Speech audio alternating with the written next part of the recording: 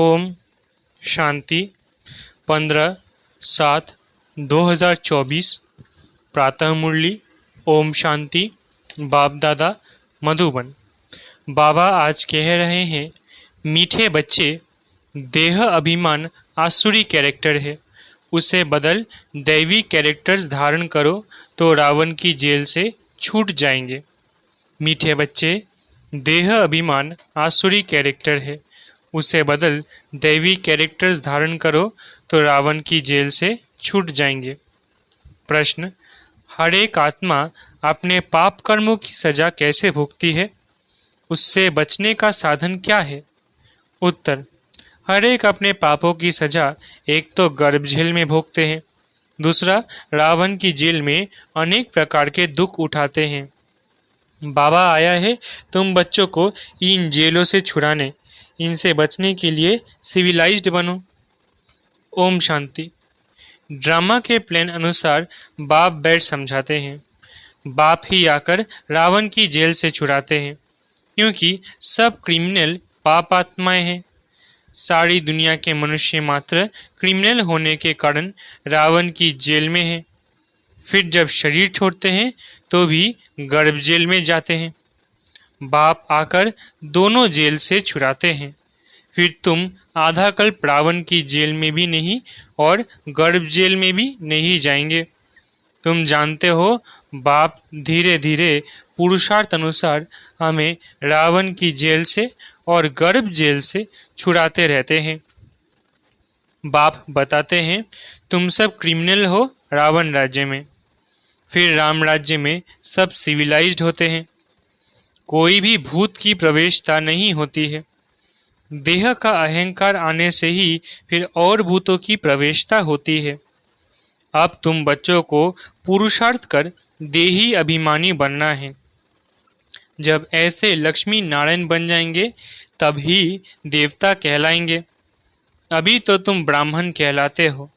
रावण की जेल से छुड़ाने लिए बाप आकर पढ़ाते भी है, और जो सबके कैरेक्टर्स बिगड़े हुए हैं वो सुधारते भी है।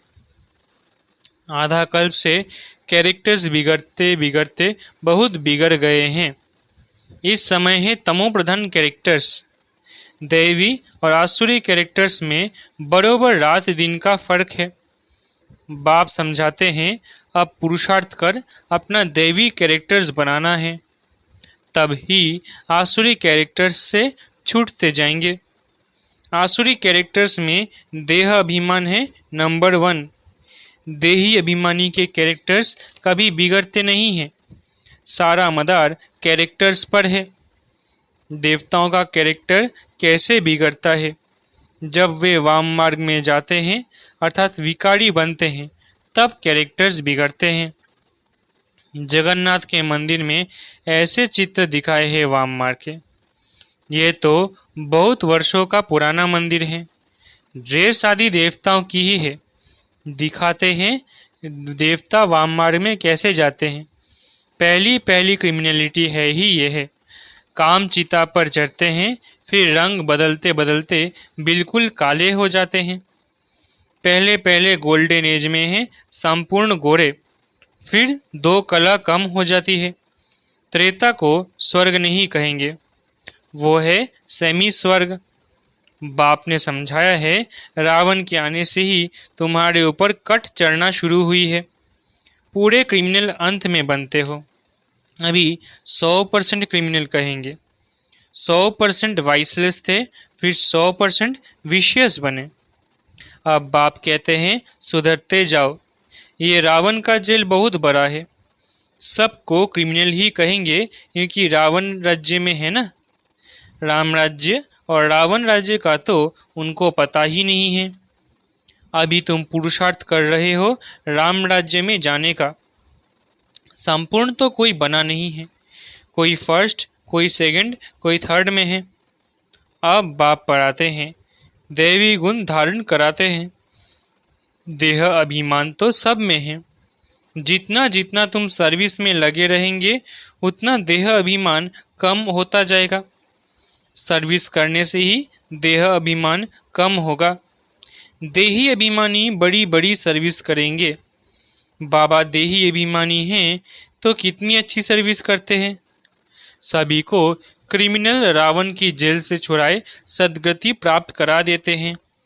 वहाँ फिर दोनों जेल नहीं होंगे, वहाँ डबल जेल है।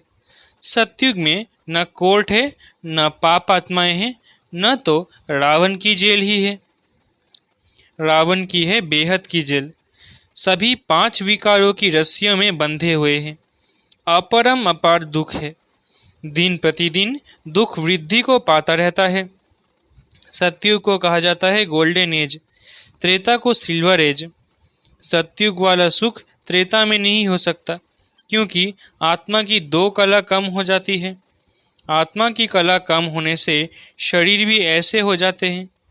तो ये समझना चाहिए कि बरोबर हम रावण के राज्य में देह अभिमानी बन पड़े हैं। अब बाप आया है रावण की जेल से छुड़ाने के लिए।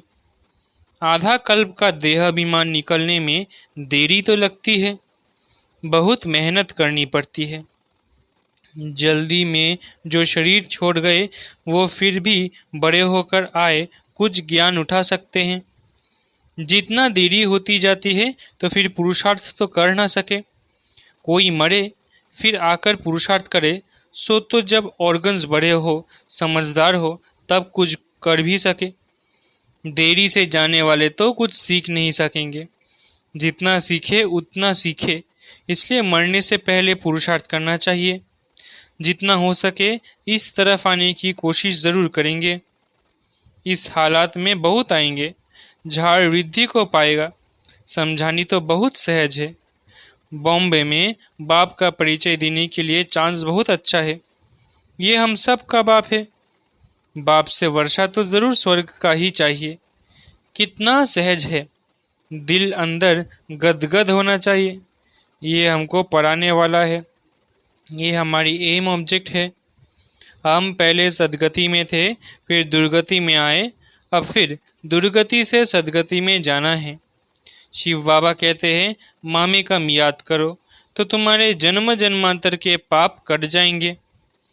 तुम बच्चे जानते हो, जब द्वापर में रावण राज्य होता है तो 5 विकार रूपी रावण सर्वव्यापी हो जाता है। जहाँ विकार सर्वव्यापी है वहाँ बाप सर्वव्यापी कैसे हो सकता है। सभी मनुष्य पाप आत्माएं हैं ना। बाप सम्मुख है तब तो ऐसे कहते हैं कि मैंने कहा ही नहीं है, उल्टा समझ गए हैं। उल्टा समझते विकारों में गिरते गिरते गालियां देते देते भारत का ये हाल हुआ है। क्रिश्चियन लोग भी जानते हैं कि 5000 वर्ष पहले भारत स्वर्ग था, सभी सतो प्रधान थे। भारतवासी तो लाखों वर्ष कह देते हैं, क्योंकि तमो प्रधान बुद्धि बन पड़े हैं। वो फिर न इतना ऊंच बने न इतना नीच बने हैं। वो तो समझते हैं बरोबर स्वर्ग था। बाप कहते हैं ये ठीक कहते हैं। 5000 वर्ष पहले भी मैं तुम बच्चों को रावण की जेल से छुड़ाने आया था, अब फिर छुड़ाने आया हूँ। आधा कल्प है राम राज्य, आधा कल्प है रावण राज्य। बच्चों को चांस मिलता है तो समझाना चाहिए। बाबा भी तुम बच्चों को समझाते हैं, बच्चे ऐसे ऐसे समझाओ। इतने अपरम अपार दुख क्यों हुए हैं? पहले तो अपरम अपार सुख थे, जब इन लक्ष्मी नारायण का राज्य था। ये सर्वगुण संपन्न थे। अब ये नॉलेज है ही नर से नारायण बनने की। पढ़ाई है, इनसे दैवी कैरेक्टर्स बनते हैं। इस समय रावण के राज्य में सभी के कैरेक्टर्स बिगड़े हुए हैं। सबके कैरेक्टर सुधारने वाला तो एक ही राम है। इस समय कितने धर्म हैं, मनुष्यों की कितनी वृद्धि होती रहती है। ऐसे ही वृद्धि होती रहेगी तो फिर खाना भी कहाँ से मिलेगा। सतयुग में तो ऐसी बातें होती नहीं हैं, वहाँ दुख की कोई बात ही नहीं। ये कलयुग है दुखधाम, सब विकारी है। वो है सुखधाम, सभी संपूर्ण निर्विकारी है। घड़ी घड़ी उन्हों को ये बतलाना चाहिए तो कुछ समझ जाए। बाप कहते हैं मैं पतित पावन हूँ, मुझे याद करने से तुम्हारे जन्म जन्मांतर के पाप कट जाएंगे। अब बाप कैसे कहेंगे? जरूर शरीर धारण कर बोलेंगे ना। पतित पावन सर्व का सद्गति दाता एक बाप है, जरूर वो किसी रथ में आया होगा। बाप कहते हैं, मैं इस रथ में आता हूँ जो अपने जन्मों को नहीं जानते हैं। बाप समझाते हैं, ये 84 जन्मों का खेल है। जो पहले पहले आए होंगे वही आएंगे, उनके ही बहुत जन्म होंगे, फिर कम होते जाएंगे। सबसे पहले देवताएं आए। बाबा बच्चों को भाषण करना सिखलाते हैं, ऐसे ऐसे समझाना चाहिए, अच्छी रीति याद में रहेंगे। देह अभिमान नहीं होगा तो भाषण अच्छा करेंगे। शिव बाबा देही अभिमानी है ना, कहते रहते हैं, बच्चे देही अभिमानी भव, कोई विकार न रहे, अंदर में कोई शैतानी न रहे। तुम्हें किसको भी दुख नहीं देना है, किसकी निंदा नहीं करनी है। तुम बच्चों को कभी भी सुनी सुनाई बातों पर विश्वास नहीं करनी चाहिए। बाप से पूछो, ये ऐसे कहते हैं, क्या सत्य है? बाबा बता देंगे। नहीं तो बहुत है जो झूठी बातें बनाने में देरी नहीं करते हैं। फलाने ने तुम्हारे लिए ऐसे ऐसे कहा, सुनाकर उनको ही खाक कर देंगे। बाबा जानते हैं ऐसे बहुत होता है, उल्टी सुल्टी बातें सुनाकर दिल को खराब कर देते हैं। इसलिए कभी भी झूठी बातें सुनकर अंदर में जलना नहीं चाहिए। पूछो, फलाने ने मेरे लिए ऐसे कहा है? अंदर सफाई होनी चाहिए। कई बच्चे सुनी सुनाई बातों पर भी आपस में दुश्मनी रख देते हैं। बाप मिला है तो बाप से पूछना चाहिए। ब्रह्मा बाबा पर भी बहुतों को विश्वास नहीं होता है, शिव बाबा को भी भूल जाते हैं। बाप तो आए हैं सबको ऊंच बनाने, प्यार से उठाते रहते हैं।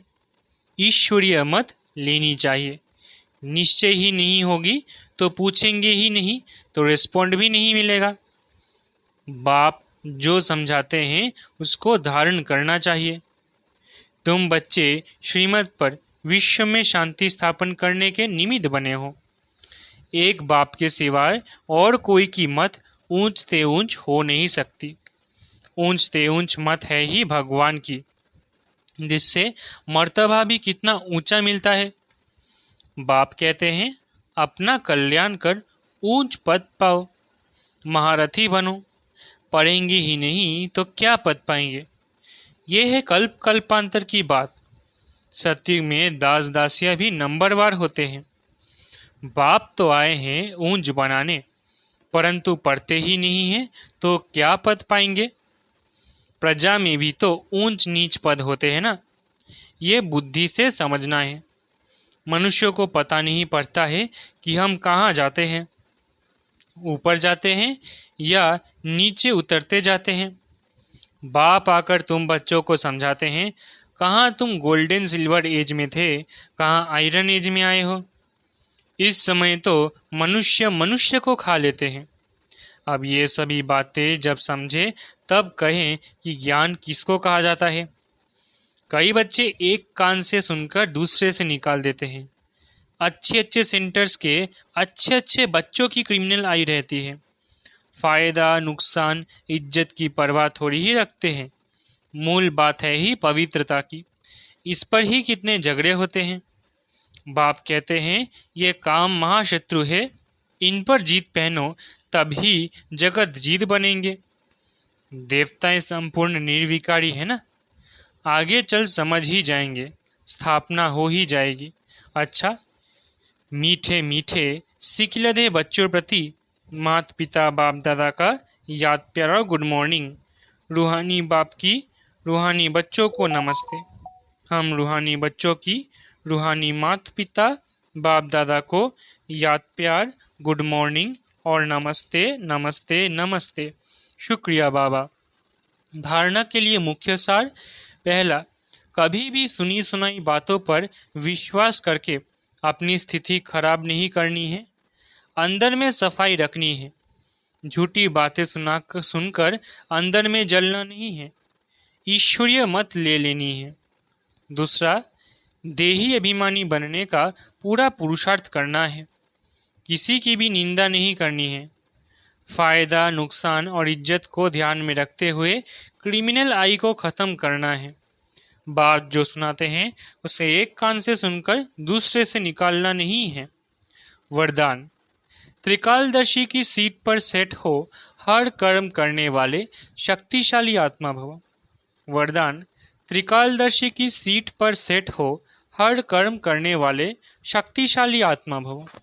जो बच्चे त्रिकालदर्शी की सीट पर सेट होकर हर समय हर कर्म करते हैं, वो जानते हैं कि बातें तो अनेक आनी है, होनी है, चाहे स्वयं द्वारा, चाहे औरों द्वारा, चाहे माया या प्रकृति द्वारा। सब प्रकार से परिस्थितियां तो आएंगी, आनी ही है, लेकिन स्वस्थिति शक्तिशाली है तो परिस्थिति उसके आगे कुछ भी नहीं है। सिर्फ हर कर्म करने के पहले उसके आदि मध्य अंत तीनों काल चेक करके, समझ करके फिर कुछ भी करो तो शक्तिशाली बन परिस्थितियों को पार कर लेंगे। स्लोगन, सर्वशक्ति व ज्ञान संपन्न बनना ही संगम युग की प्रारब्ध है। स्लोगन, सर्वशक्ति व ज्ञान संपन्न बनना ही संगम युग की प्रारब्ध है। अच्छा, ओम शांति। शुक्रिया बाबा।